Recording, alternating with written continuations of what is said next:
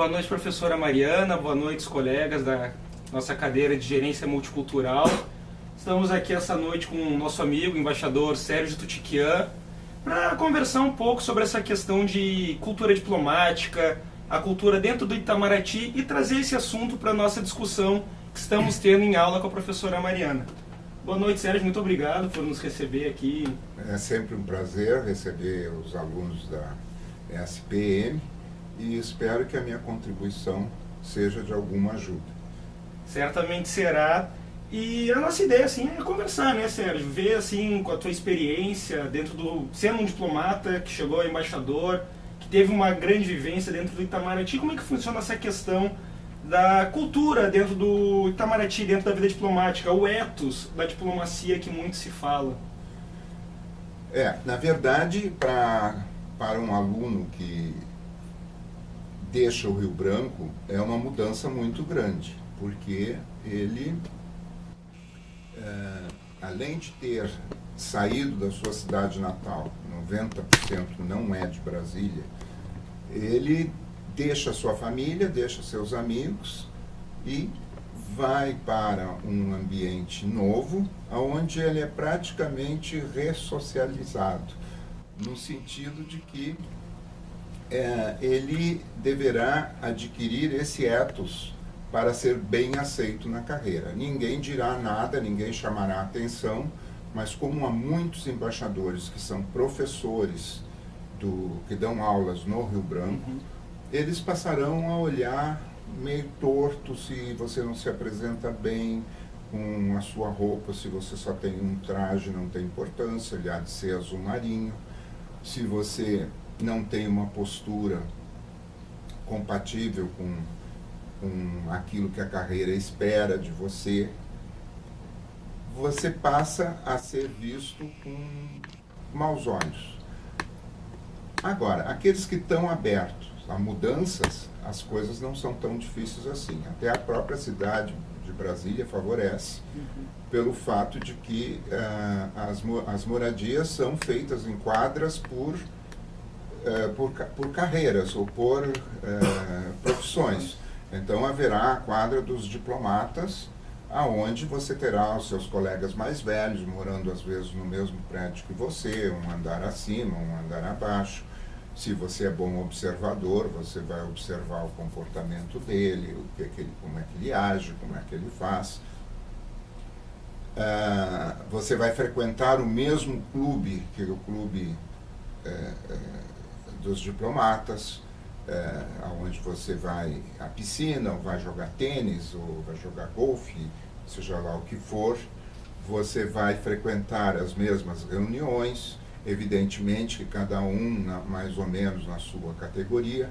Normalmente o seu primeiro chefe será um conselheiro, e este conselheiro mais ou menos te dará os parâmetros, ou com sutileza, ou com fala direta: você tem que agir assim, você tem que agir assado, você precisa frequentar as pessoas para poder ser bem informado, porque não adianta você pegar um bom jornal ou um bom livro, não vai bastar para você fazer uma informação política, ou uma informação econômica, ou uma informação cultural. Você precisa trocar ideias ou com seus homólogos ou com seus superiores para criar a sua ideia sobre aquele assunto.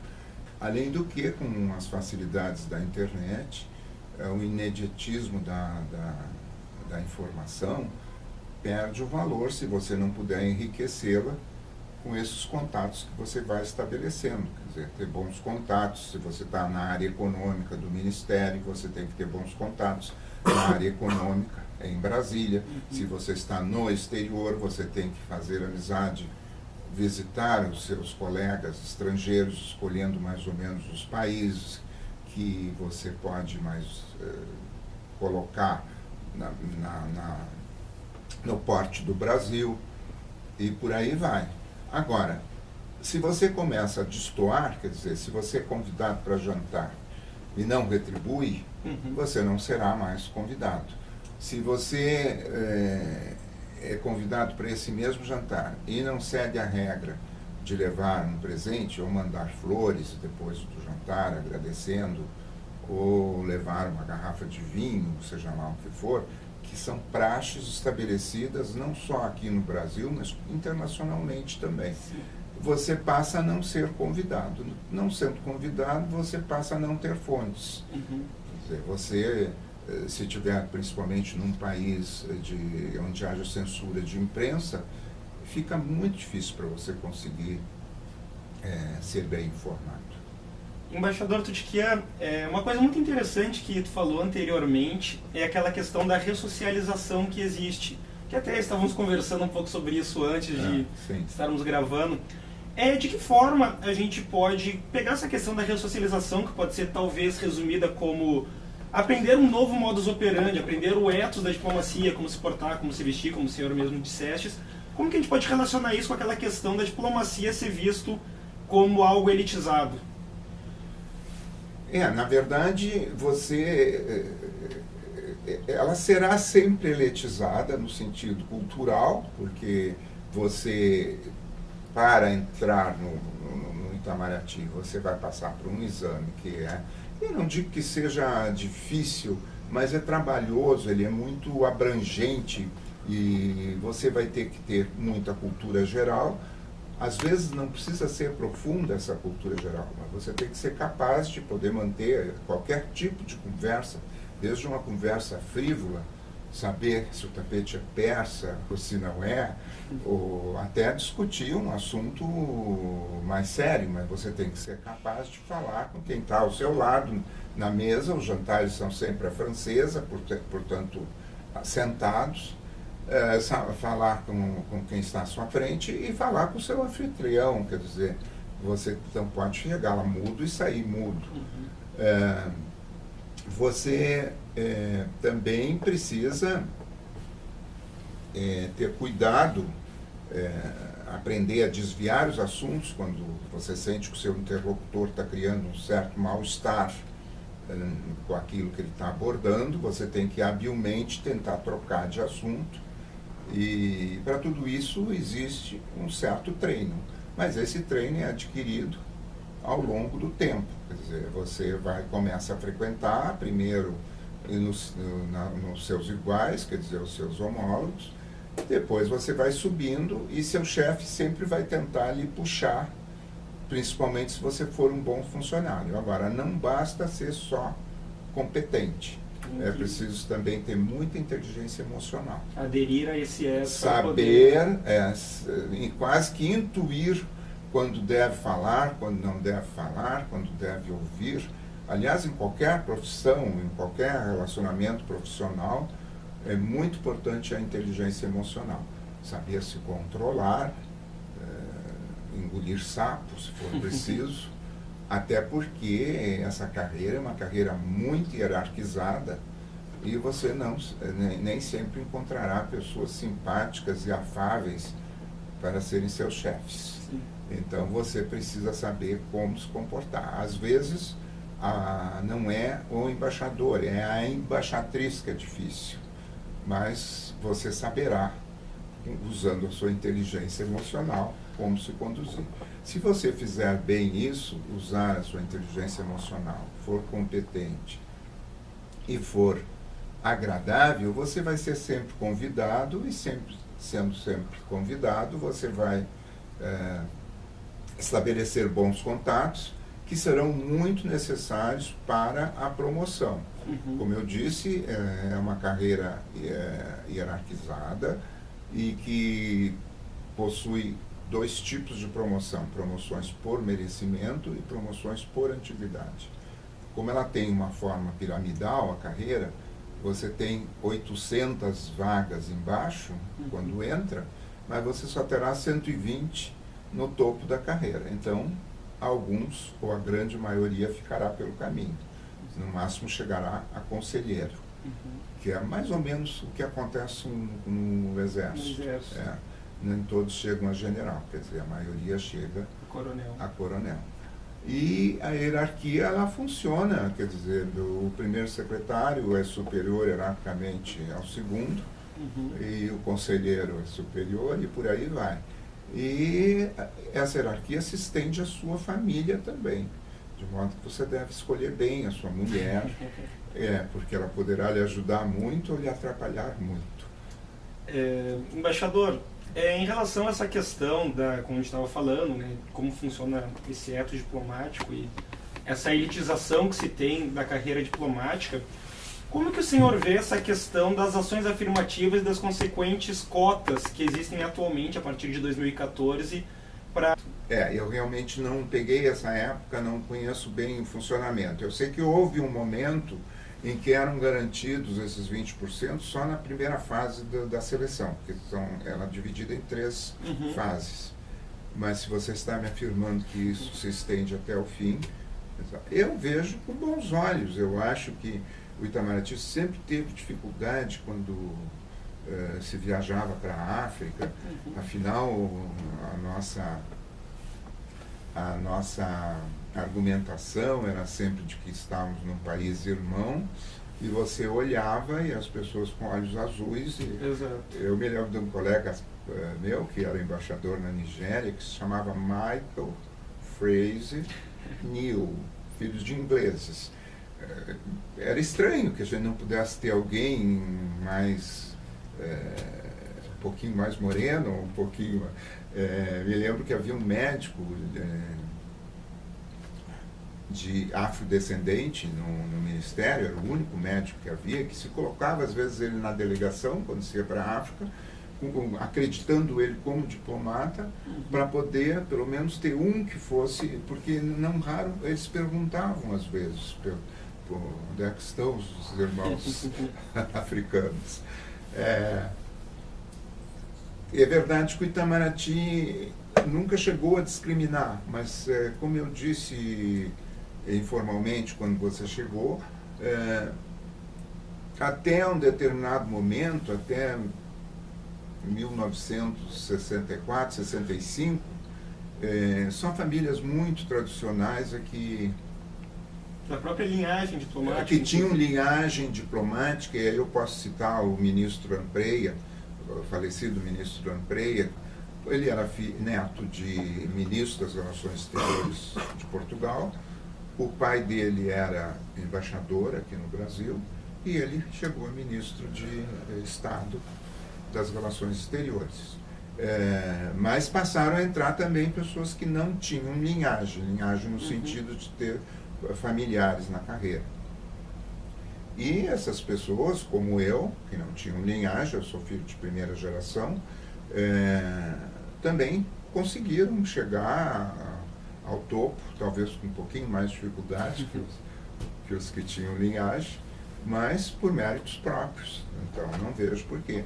Voltando ainda à questão do afrodescendente, eu me lembro do ministro do Supremo Tribunal Federal, Joaquim Barbosa, mencionar que havia sido oficial de chancelaria e que não conseguiu ser diplomata porque não se sentiu discriminado, que houve uma discriminação. É possível, não sei, é possível. Havia uma época, isso eu acho que não existe mais agora, em que, principalmente na época da ditadura, que foi a época que ele entrou, em que havia uma entrevista. Não adiantava você ser aprovado na parte intelectual, não adiantava você ser aprovado nos exames psicofísicos se você não fosse aprovado na entrevista. E na entrevista se poderia falar de qualquer coisa, de flores, borboletas, mas era uma entrevista que visava principalmente a saber as suas tendências ideológico-partidárias, as suas inclinações para a esquerda ou para a direita, o seu comportamento na vida privada, enfim, era feita uma grande investigação. Até hoje ainda se precisa de autorização para casar, o ministro tem que dar autorização, e principalmente se for casamento com estrangeiro. De modo que aqueles que querem ir para a carreira diplomática escolham bem os seus pares.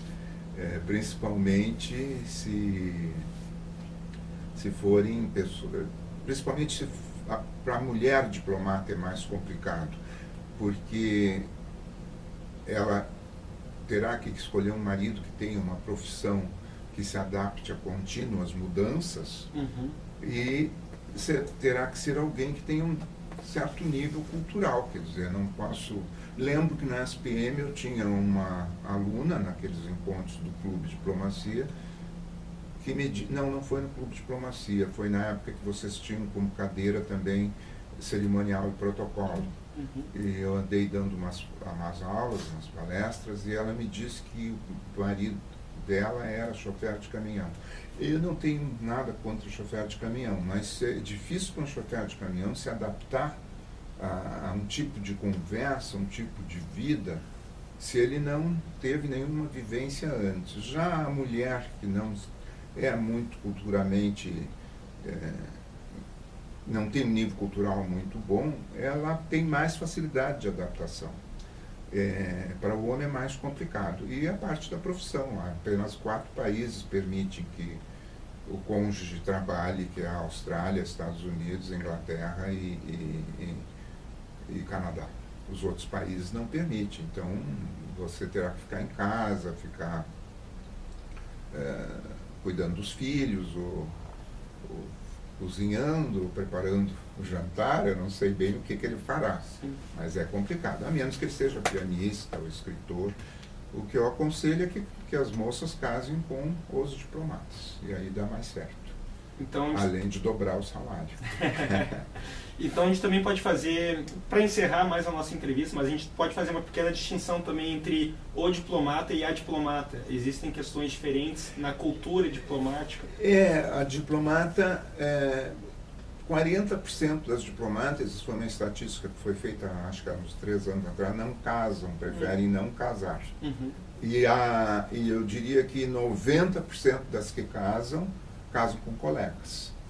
E há aquelas que querem progredir rapidamente na carreira, então elas são terceiro secretário, mas casam com o embaixador. E aí ela já vira embaixatriz. E como não há restrições mais, havia uma certa época, mas hoje em dia não há restrições, elas podem trabalhar com o marido na mesma embaixada, podem... ou então, há cidades em que a gente tem mais de uma missão, por exemplo, Paris tem 4 missões, tem embaixada, tem consulado, tem a delegação junto à Unesco, acho que são 3. Roma é que tem mais, Roma tem 4. Tem o consulado, tem o Vaticano, tem a embaixada junto ao Quirinale e tem também a representação junto à FAO. De modo que dá para fazer isso. Ou a proximidade. Eu sei que Bratislava fica muito perto de Viena, então às vezes o marido é embaixador em Viena, a mulher é embaixadora, porque o problema se põe quando ela é também embaixadora, né? Embaixadora e embaixador. Mas aí mora em Bratislava, ela trabalha em Bratislava e ele trabalha em Viena. Aliás, um caso atual, são meus amigos. Interessante. Embaixador Tutquian, não sei se o senhor gostaria de deixar um recado final para a sala. Olha, eu queria apresentar meus cumprimentos ao professor Roman, que é o coordenador da SPM, a professora Mariana, que eu não sei se tive o prazer de conhecer. Mas tá certo então, muito obrigado. Olha, foi um prazer poder, espero que, se vocês quiserem desenvolver esse tema através de alguma coisa do que eu disse, com o maior prazer, vamos retornar e conversar mais. Muito obrigado pela cordialidade pelas palavras, muito obrigado, professora Mariana, por nos deixar elaborar esse trabalho, e espero que seja interessante para toda a turma. Obrigado.